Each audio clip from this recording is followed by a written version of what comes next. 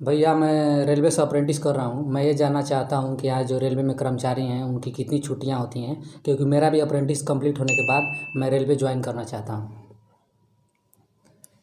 ये सुधाकर जी हैं और रेलवे में अप्रेंटिस कर रहे हैं। अप्रेंटिस करने के बाद इनका मुख्य लक्ष्य है रेलवे ज्वाइन करने के लिए। तो ये जानना चाहते हैं कि रेलवे कर्मचारियों को कितना छुट्टी मिलता है, कौन कौन सा छुट्टी मिलता है। चलिए हम इसके बारे में डिटेल्स आपको हम बताएंगे, आपको भी जानकारी लग जाएगी और इनका सवाल का जवाब भी मिल जाएगा। नमस्कार दोस्तों, आज की वीडियो में आपको बताने वाला हूं कि रेलवे कर्मचारियों को कितना दिन का छुट्टी मिलता है और कौन कौन से कैटेगरी वाइज छुट्टी मिलता है।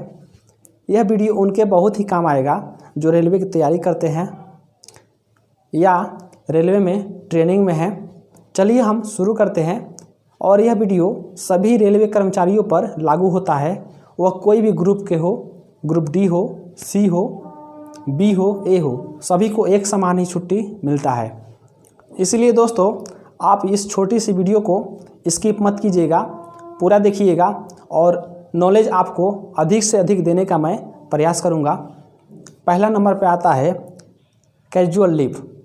साल में दोस्तों कैजुअल लीव केवल 10 मिलता है। यह 10 दिन का छुट्टी यदि 1 साल के अंदर आप नहीं लेते हैं तो अगले साल यह एक्सपायर हो जाएगा। इस छुट्टी को आप 1 साल के अंदर आपको लेना रहता है। दूसरा छुट्टी है दोस्तों LAP, लीव ऑन एवरेज पे। यह छुट्टी दोस्तों साल में 30 मिलता है और यदि उस साल आप ये छुट्टी पूरा नहीं लेते हैं तो यह आपके अकाउंट में जुड़ता जाएगा। यदि आप उस साल 10 दिन ही LAP लिए तो यह LAP अगले साल 20 दिन जुड़ जाएगा और ये जुड़ता चला जाएगा। वीडियो के अंत में आपको बताऊंगा कि कौन सा छुट्टी आपको बचाना ज़रूरी है पूरे सर्विस के दौरान में, इसलिए वीडियो के अंत तक आप बने रहिएगा।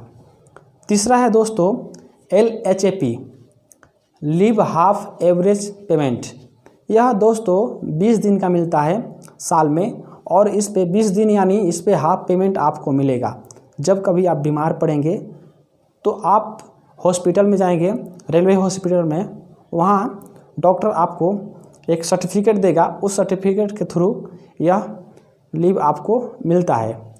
LHAP यदि आपको 20 मिलता है तो 20 दिन वो हाफ रहता है, उसमें हाफ पेमेंट ही बनता है, इसलिए सभी लोग इसको 10 दिन ही मान के चलते हैं।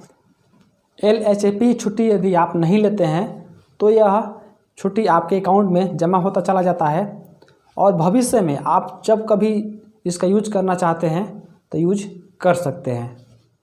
अगला छुट्टी है मैटरनिटी लीव। यह रेलवे में जो लेडीज कर्मचारी हैं उनको मिलता है। यह 180 दिन का मिलता है यानी 6 महीना, और यह अपने जीवन काल में आप 2 बार ही ले सकते हैं। अगला छुट्टी है पैटर्निटी लीव। यह 15 दिन का मिलता है और जीवन में 2 बार ही ले सकते हैं। जो पुरुष कर्मचारी हैं वही ले सकते हैं। 4 और 5 नंबर इसलिए मैं आपको बता रहा हूँ, 2 ही बार जीवन में ले सकते हैं, क्योंकि रेलवे के रिकॉर्ड में आप 2 ही बच्चा रख सकते हैं और 2 ही बच्चों को सुविधा देगी पढ़ाई के लिए, इसलिए 2 से ज़्यादा बच्चे आप नहीं रख सकते हैं। यदि 2 से ज़्यादा आपके बच्चे हैं तो 2 ही बच्चे के ऊपर आपको सुविधाएं मिलेंगी, तीसरे बच्चे को सुविधा नहीं मिलेगी। इसके अलावा दोस्तों स्टडी लीव मिलता है, लीव विदाउट पे मिलता है और चाइल्ड केयर लीव। मैंने आपको 5 तरह के लीव बताए हैं और 5 तरह के लीव में दोस्तों 3 प्रकार के ही लीव मुख्यतः रोल निभाते हैं और 2 मैं लीव आपके बेसिक जानकारी के लिए बता दिया हूं और 3 लीव आपको साल में लेना रहता है। अब इसमें से मैं बता दिया हूं कि CL यदि आप नहीं लेते हैं तो वह ख़त्म हो जाएगा, अगले साल जुड़ता नहीं है। उसके बाद LAP यदि आप नहीं लेते हैं तो भी कोई दिक्कत नहीं है, अगले साल यह जुड़ जाता है। नीचे के 2 छुट्टी को अगर काट दिया जाए तो साल में रेलवे कर्मचारी को 50 छुट्टी मिलता है। 10 कैजुअल लीव यानी तत्कालिक छुट्टी, दूसरा LAP, तीसरा LHAP, ये सभी मिला के 50 दिन का छुट्टी साल में रेलवे कर्मचारी को मिलता है।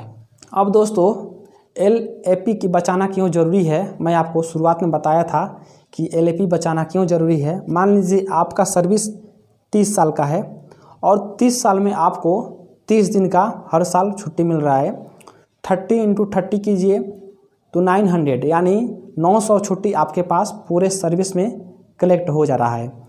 900 में आपको सिर्फ 300 ही छुट्टी सरकार आपकी छुट्टी को रिकॉर्ड करती है और 600 छुट्टी आपको लेना ज़रूरी रहता है। अगर नहीं लेते हैं तो एक्सपायर हो जाएगा, वो अकाउंट में जुटेगा नहीं। 300 दिन जो आप छुट्टी बचा के रखे हैं वह आपके रिटायरमेंट के समय में जितना आपका बेसिक रहेगा उस बेसिक के हिसाब से पर डे के हिसाब से आपको 300 दिन का पे करेगी और यह पैसा लाखों रुपए में हो जाता है।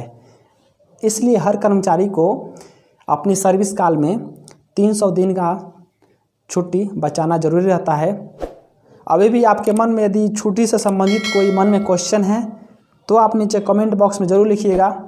वीडियो देखने के लिए बहुत बहुत धन्यवाद। आपका दिन शुभ हो।